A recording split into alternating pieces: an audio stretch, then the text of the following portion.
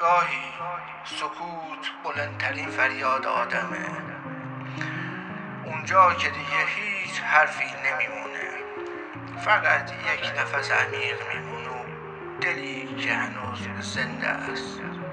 میدونی قوی بودن همیشه یعنی لبخند زدن نیست، گاهی یعنی با چشم خسته ادامه دادن، بدون هیچ صدایی، بدون هیچ دستی که کمکت کنه.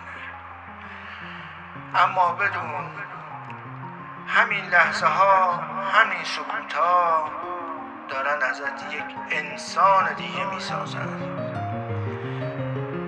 کسی که دیگه از شکست نمیترسه، چون فهمیده حتی توی سقوط میشه دوباره پرواز کرد.